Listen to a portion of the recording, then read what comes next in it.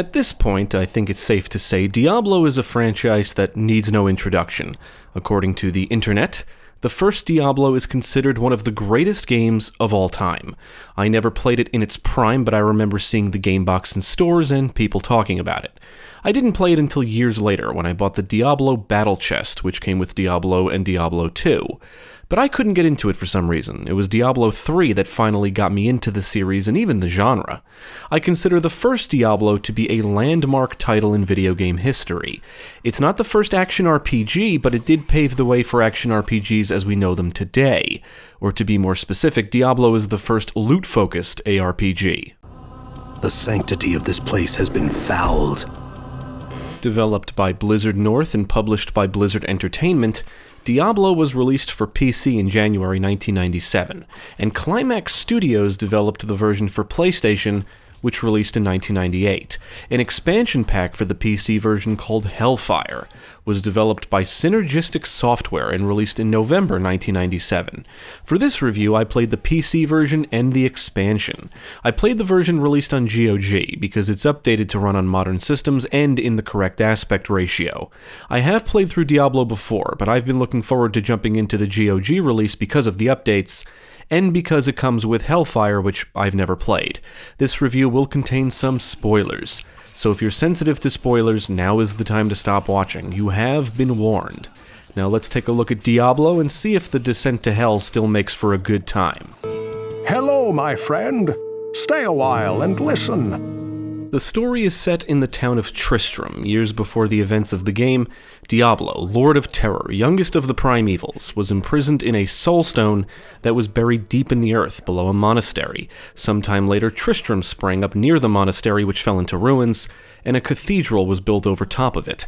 After Diablo manipulated an archbishop to free him from his soulstone, Tristram became a town of fear and horror. The story begins when the protagonist arrives in town with the goal of descending the labyrinth beneath the cathedral and slaying the evil within. The Hellfire expansion doesn't alter the plot, but it does come with its own storyline that occurs as an aside to the main story arc.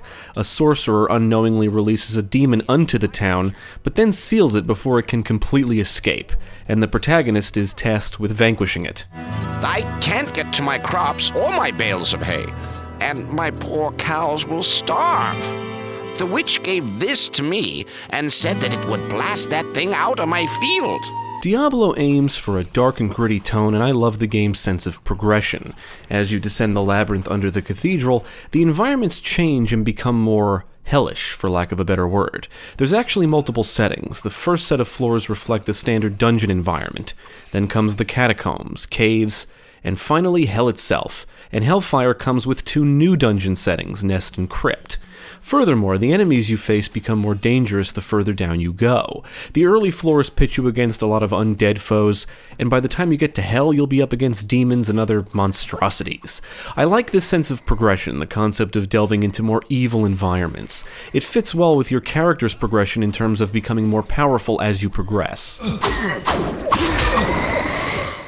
Now, before getting into the nitty-gritty, I just want to go over what this review will be. In today's world, I think it's safe to say that many players are familiar with Diablo and its brand of gameplay, familiar with action RPGs like this in general. That said, I will still be going over mechanics that can be considered staples of the genre. Also, I'm aware of Diablo's age and status as the first of its kind, so some of my criticisms may seem a bit unfair. However, I will say I can forgive most of them.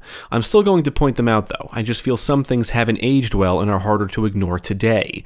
Part of the reason is the sequels and other games in the genre that have released since Diablo have changed, rectified, and streamlined some things for a more enjoyable experience. Now, if this was 1997, my final thoughts on Diablo would be something like this. Diablo is an incredible game with addictive gameplay and endless replayability. That's it. It was innovative for its time and kicked off a new subgenre, but this review is basically going to cover what it would be like to play the game today, keeping in mind its age, status, and legacy. So if you don't like that idea, then I advise you to stop watching now. The sanctity of this place has been fouled. The protagonist of Diablo is your character. Before jumping into the gameplay, the player must choose their character class and then name the character. The classes include the warrior, rogue, and sorcerer, and Hellfire adds in the monk class.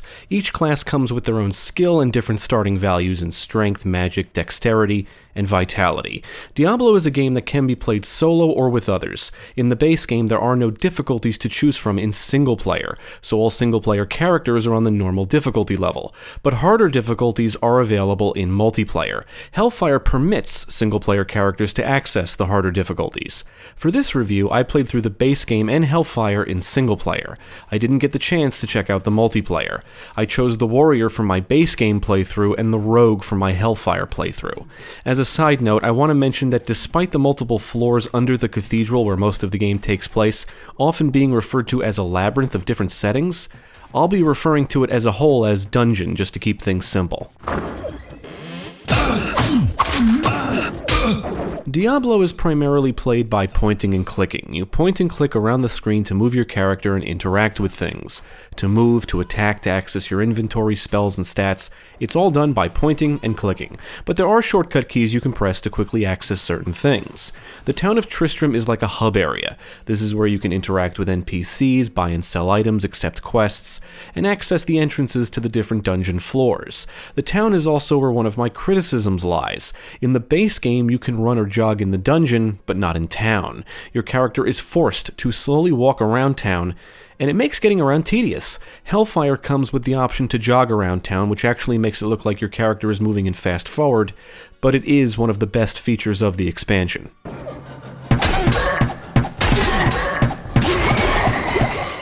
Diablo can be considered a dungeon crawler. The dungeon beneath the cathedral consists of 16 floors, and each one is designed to be more difficult than the last. One of the most unique features of the game is the randomization. Every time you start a new game, the dungeon floor layouts, quests, and loot are randomized, as is some of the enemies that appear. This adds a lot of replay value to the game because no playthrough will ever feel the same. Loot is a big part of the game. It's what makes the experience fun and addictive. Slaying monsters and finding new toys to play with, the toys being loot. Loot is basically all the items in the game: gold, weapons, armor, jewelry, potions, elixirs, spells, scrolls, and if playing Hellfire, oils and runes. Loot can be found in the environments, and enemies will often drop loot when defeated. Now, weapons, armor, and jewelry, or equipment, can be magical, which basically means they come with special properties. Properties like inflicting more damage, better armor, a boost to your character's stats, and some will even grant resistance to elemental attacks, among other things. Items like these typically need to be identified for the properties to be revealed. It's always wise to keep an eye on your weapons and armor because they can break after a while, but the blacksmith in town can repair them for a fee. The warrior comes with the repair skill, so he can repair items, but it reduces durability. Hellfire comes with a bunch of new loot, and oil is one of the new types. Oils can be used on equipment to boost their stats like damage and durability. Another new type is runes, which can be placed as traps for enemies.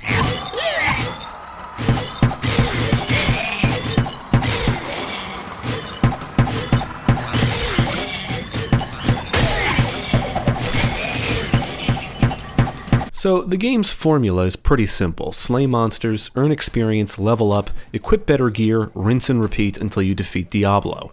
As you slay monsters, you earn experience, and when you earn enough, you level up and are awarded points that can be spent to improve your character's stats or attributes. While character building isn't as deep as that of the sequel, it is important to know the strengths and weaknesses of each class and allocate points appropriately. There's all kinds of weapon and armor that you can find and equip in spellbooks that can be read to learn new spells. Items like these will require your character to have a certain amount of points and certain attributes before they can be equipped or read. Whenever you take damage, you lose health, and whenever you cast a spell, it drains your mana. These can be replenished by potions and even by things like shrines found in the environments. Health can also be replenished by the healer in town.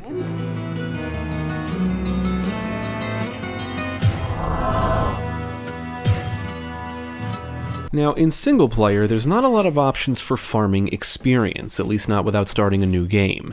Enemies do not respawn, so it's wise to explore every floor fully and clear out all the monsters before descending to the next floor. You can start a new game with an existing character at any time, but depending on what level your character is, it may take time before you start gaining noticeable experience again. For example, in single player with my warrior, I reached floor 15 and was struggling with some encounters, so I decided to start a new game with that same character. Now, I breezed through most of the floors, but didn't start gaining any noticeable experience until I reached floor 9, and didn't actually level up again until floor 13. Starting a new game also comes with other advantages, like being able to farm gold and access new or different loot. What does this all mean, you ask? It means allocating points appropriately and equipping the right gear is important if you want to get through each floor without too much frustration.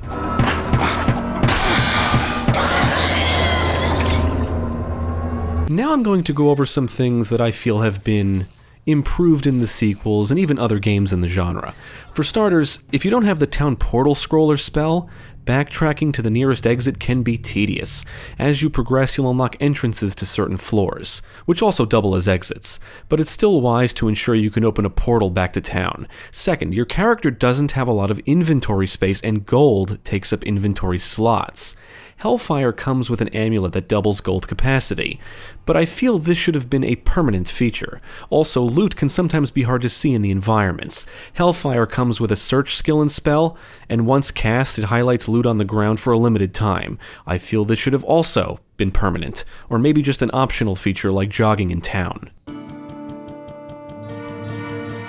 Another thing to note is that there's no stash chest for you to store items in, so if you want to save anything for later or for certain enemies or situations, it's best to drop the items on the ground in town like some kind of litterbug asshole.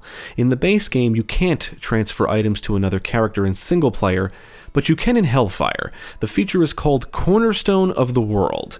In the crypt, you can always find a room with a stone, or Cornerstone of the World, and an item dropped on this stone can be retrieved by a different character. Your primary objective on each floor is to locate the stairs to the next floor. Enemies or monsters populate each floor, and every now and then you'll come across a unique or stronger monster than its standard counterpart. And some quests lead you to what you might consider bosses. All quests are basically optional, and many are given by NPCs in town, but some are offered by NPCs found in the dungeon. What makes the quests worth completing is the rewards, special loot, if you will, not found by normal means. The quest objectives are pretty simple, things like slay specific enemies and retrieve items. Only a small number of quests always appear in every playthrough, the rest are randomized.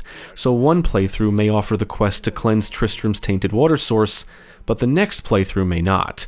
Once you accept a quest, you'll have to find the exact location of your objective, which is typically on the floor you're currently on or the next one. Some of the items you receive as rewards are better for certain classes, so you can always start a new game in hopes of getting the quests you want. The dungeon floor layouts may be randomized for each new game, but you will see some of the same rooms or room designs in each playthrough. Most floors consist of numerous rooms connected by doors. Chests and other containers and breakable objects are littered about and can contain loot, but you need to be careful because they can also be traps. At the press of a button, you can bring up the auto map to see where you're located and what parts of the floor you have revealed, which is convenient. For the most part, I would say Diablo puts up a fair challenge. However, some of the later floors can be frustrating mainly because the mobs that appear can be very annoying. Any mobs of enemies that unleash projectiles can be aggravating if you're not properly prepared and equipped. I did better with the Rogue and Hellfire, I'm guessing because the gear I had equipped resulted in better resistances to certain elemental attacks. In both playthroughs, I found it wise to use corners and doorways to manage mobs. Basically, forcing enemies into a bottleneck seems to be a good strategy. Regardless, even with allocating points appropriately and the right gear, some enemies and mobs can still lean towards the side of frustration.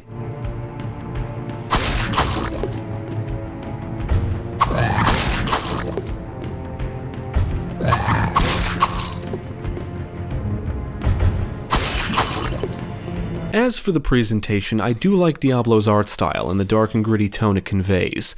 The character and enemy models look good, the animations are solid, the environments are well detailed, and the different dungeon settings make for a good amount of visual variety. I also feel the gore effects help make kills feel satisfying. Enemies will grunt, groan, and scream, and the sounds of strikes and hits get the job done. The action is backed by a great soundtrack, with a mix of memorable and ominous tunes that really help drive the dark and creepy atmosphere. On the technical side, I did not encounter any issues.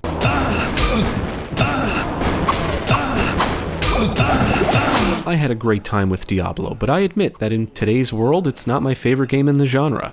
I think the formula and mechanics have been improved in the sequels and other games. Nevertheless, I do feel Diablo still holds up rather well.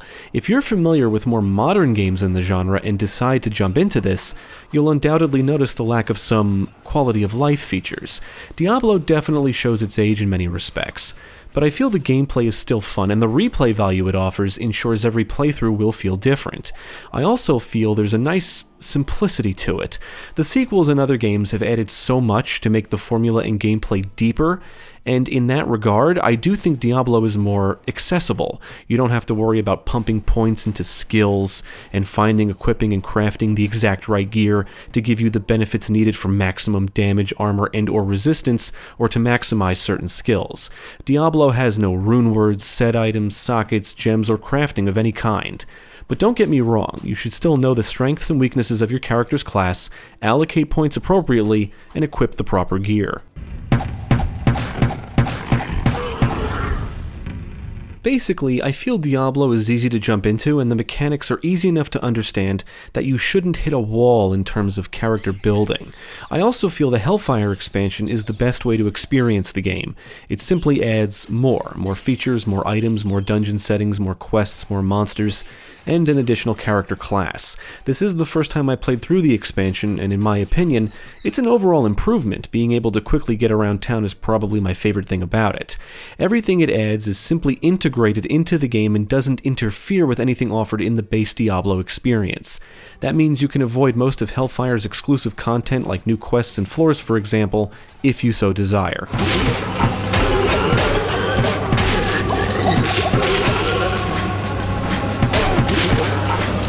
I absolutely recommend Diablo. This is one of those must-play games if you're a fan of the genre. I consider it a classic and landmark title in the world of video games, and I do find it fun to revisit every so often. It can be enjoyed solo or with others, and there are some cool mods for it out there too. It is the first of its kind, so it definitely shows its age, but I still feel the gameplay holds up well, and most importantly, it's still fun to play. Definitely check it out.